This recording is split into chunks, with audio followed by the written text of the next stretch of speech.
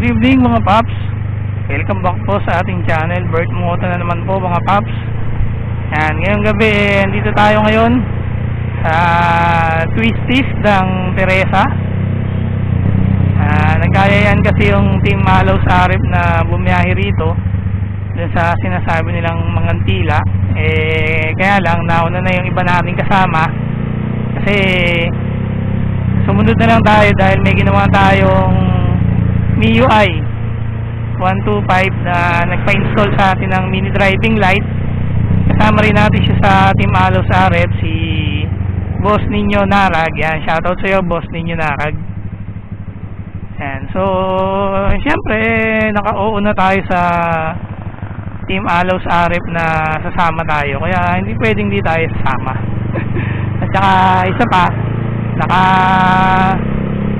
basta na rin si Mrs. no?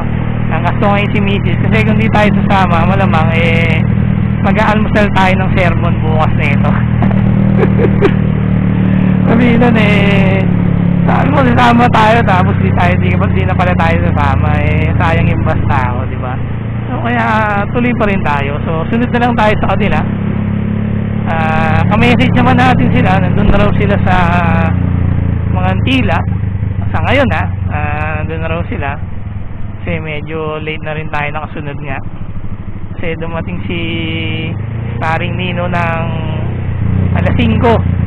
Yan, mga pasado alas 5 na at yun nga gusto niyang ipakabit yung mini driving light na nabili niya dahil bumabiyahe kasi siya mga paps ng Shopee rider kasi siya, kaya nahihirapan siya kapag madilim. Yan, pagka madilim nahihirapan siya bumiyahe dahil yun nga, kahit naman tayo hirap din tayo bumiyahe ng madilim. Kaya nga ito, medyo dahan-dahan lang din tayo. Iba kasi pagka madilim hindi mo kita yung pinakadulo ng kalsada. Kahit nasabihin mo may mini driving light tayo, pa rin kasi yung bumiyahe ka ng umaga. So yun, pagkatapos natin mag-install ng mini driving light Boss Ninyo Narag yan nga, sumunod na nga tayo dito. So ngayon nasa Teresa kami, kami si Mrs. yung tropa na andun na raw sila sa destination namin, which is yung Mangantila nga, no? Kaya ang gagawin lang naman yata doon kain-kain, sightseeing doon, makita lang yung itsura ng Mangantila, no? Yun. Kaya eto, mabaybay tayo ngayon dito sa may Teresa. Mapasok tayo ng Murong.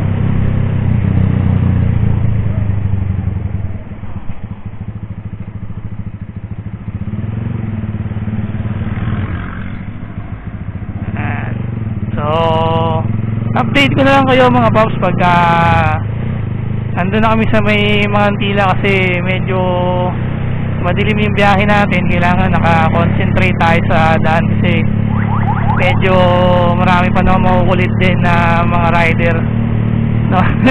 Lalo sa mga twisties, bigla-bigla na lang may mga sumusulpot. Ayan, diba? So ingat-ingat namin. Update na lang mga paps pagka nasa Mangantila na kami. So na mga paps, nandito na kami sa loob ng Mangantila. Ito yung papasok ng Mangantila. Dun sa entrance may nagbabantay. Tanungin pangalan mo, taga saan ka, tapos kukunan ka ng ID, no? Tapos yung ID mo isusoli naman sa'yo. Tapos yung parang papel na parang gate pass papadala sa'yo. Ang mangyayari daw, ipapakita mo daw yon doon sa loob kapag kakain ka, yung papel na yon. Kasi mukhang pag di ka daw kumain, magbabayad ng entrance. Parang yun ang alam natin dito sa Mangantila. Pero kapag kumain ka naman dito sa loob nila, wala ka ng entrance na babayaran. So ito yung papasok mga paps, lupa at medyo bato-bato. Matutulis yung mga bato rito. Putik. Talo ka rito kapag naplatan ka rito. dahan-dahan lang tayo mga paps. Baka mamaya mabutasan tayo ng gulong dito. Ayan, may mga naglalakad tayo nakakasalubong. Hindi natin alam kung mga dayo lang din sila o mga stop sila rito. Ayan, may mga motor tayo nakakasalubong din ngayon. Nakatambay sila dito. Baka may inaantay din silang mga kasama nila. Dito nga tayo sa bandang gilid. Nasa gitna yung mga bato-bato. Tutulis pa naman ng mga bato. Ang problema rito, mamaya mabutasan nga tayo ng gulong. So nandito na yung tropa. Kausap na ni Mrs. Hindi ko lang alam kung saan sila banda nakaparada. So yan natin. Hindi natin alam kung naka-order na sila o nakakain na sila. Subak. Ang tanong, nasan sila dito banda?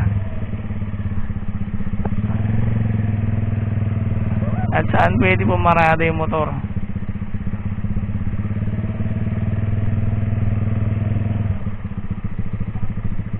Wala si AJ. Saan?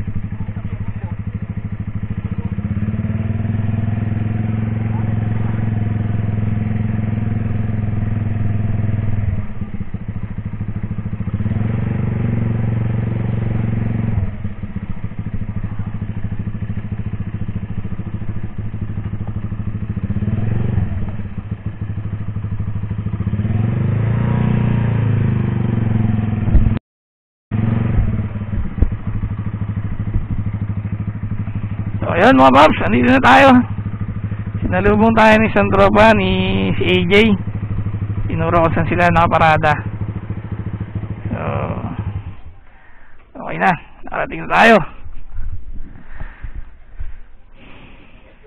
Hindi ko lang alam kung mga naka-order tsaka mga nakakain na sila. So ito yung mga antila. Ayan, yung mga kubo-kubo sila mga paps. Ayan. Nakita nyo naman yung binaybay natin na rough road. Tapos yan, signage ng mga antila. Ito hindi ko alam kung parang function room. Merong quarters ng parang guard. Ayan, so ganda. Ganda rito para pagkagabi. So ayan, makikita nyo may maraming mga kubo-kubo. Ayan, tapos yun, may mga daan, may mga may mga ilaw-ilaw pa. Ayan si Ann. Ayan si AJ, nauna na sila rito. Sumunod na lang tayo. Ayan ang nakikita nyo dito sa mga antila mga paps. Ayan, ikot-ikot ko lang kayo. Ikot-ikot. Ayan, puro kubo. Yun, may malaking parang isang function room o function hall. Ayan, mga antila. May ilaw ng mga antila. Tara, hanapin natin sila. Nasaan daw sila? Hanapin natin sila. So mukhang nandun yata sila. Yun, nandun sila. So ayan mga paps, ganda rito. Pwede mag picture. Alam ko ayan, may signage sa mga antila. At alam ko lawa na yan. Lawa o dagat na yung na yan. So mamaya check natin yan mga paps. Puntahan lang muna natin yung tropa. Kaya mukhang dito yata yung daan. To.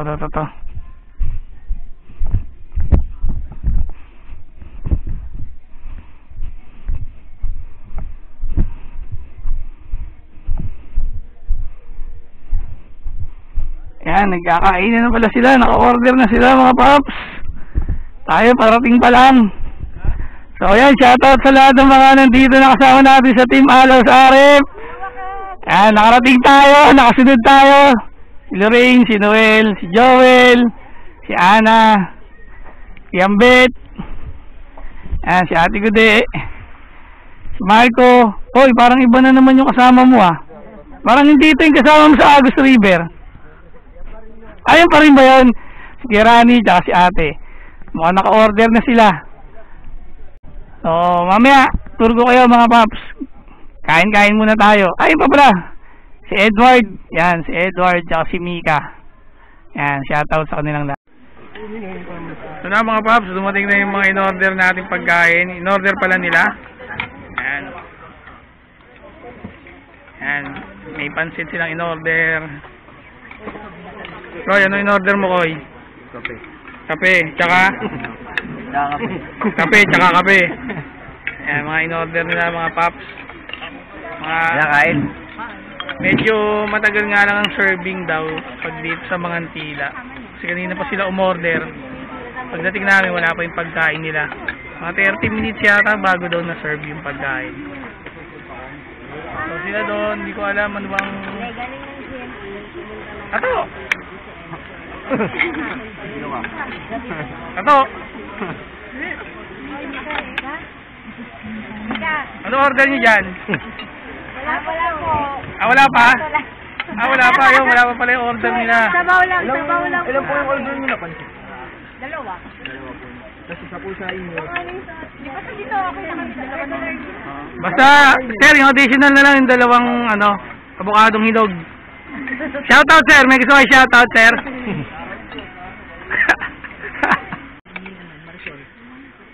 Shoutout nga pala kay Boss Toan. Hindi sumama sa amin ngayon. Yan. Panoorin mo na lang to yung video. Maingit ka na lang to. Maingit ka na lang.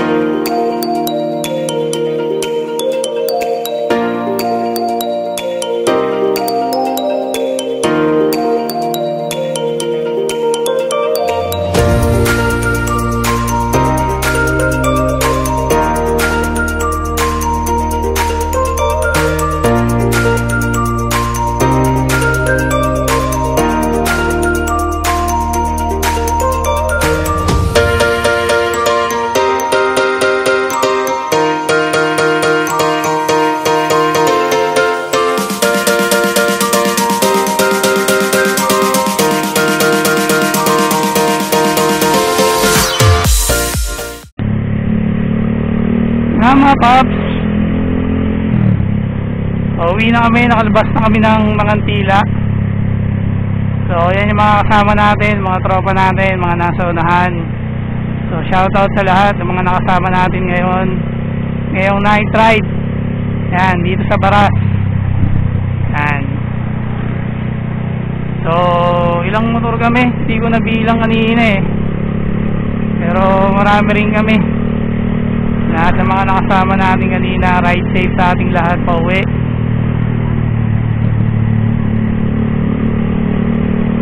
Okay din sa loob, ganda yung ambience, sarap mag-relax doon. Bali, pagdating namin kanina, hindi pa pala sila nakakakain. Umorder lang sila kasi medyo matagal ang serving lang talaga, kasi parang made to order dun sa mga Antila. Pag yung order kayo, tsaka palang gagawin, tsaka palang lulutuin.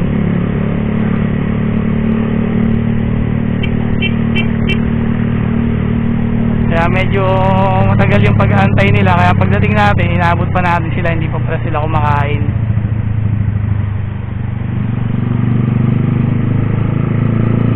Sakto yun.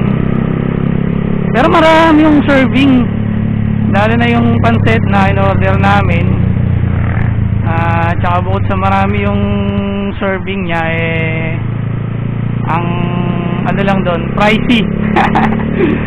Medyo pricey lang talaga yung mga menu nila. Pero okay naman, sulit naman, kasi yun nga, marami rin naman talaga yung serving niya. Kaya okay lang. So pagkatapos namin kumain, kwentuhan saglit, Saka pagka uwi na rin kami. Ito, uwi na. Ingat na lang sa aming lahat. Sa lahat ng mga nakasama natin ngayon mag-ride dito sa Baras, sa may mga Antila.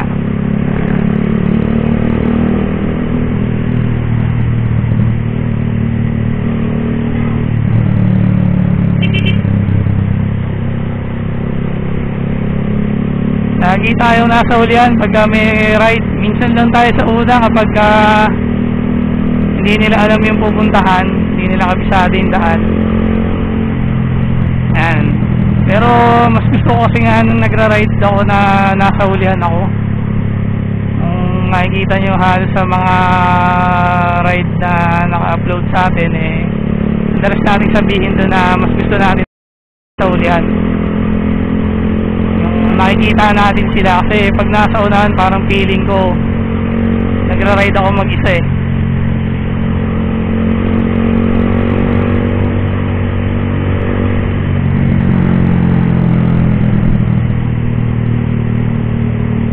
Medyo malamig dito sa area na to kapag ganitong oras yung biyahe, ganitong oras ka mag-ride.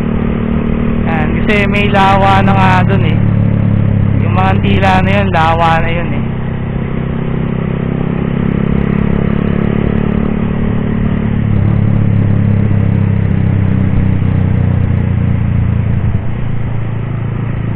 Sayang di nakasama si Boss Toan kasi kanina nung dumating siya, nakaalis na yung aking tropa, niyayaya ko siya na sunod nga kami. Medyo tinamad na rin kasi nakapunta na rin ang mga tisya dyan sa mga Antila. Nakapunta na rin yung isang tropa natin na kasama sa Team Malaw sa Arep.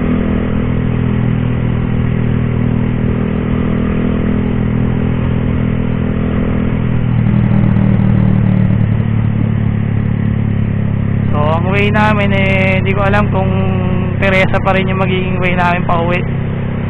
Yung kung packet uli kami ng Teresa, hindi ko alam kasi hindi ko alam sino nasa unahan, kung saan ang gagawing daan.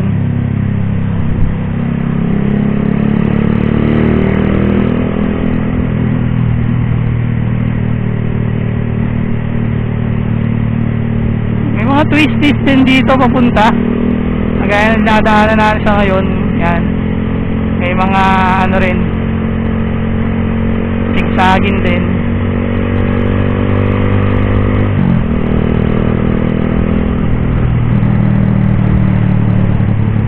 Pero maganda naman yung daan.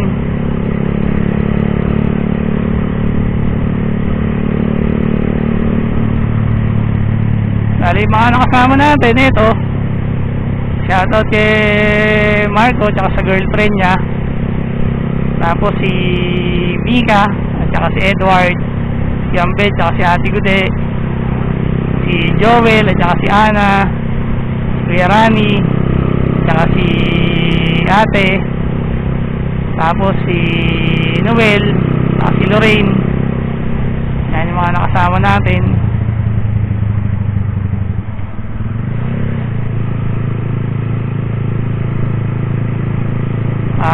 Sino pa ba? Meron pa ba tayong hindi nabanggit?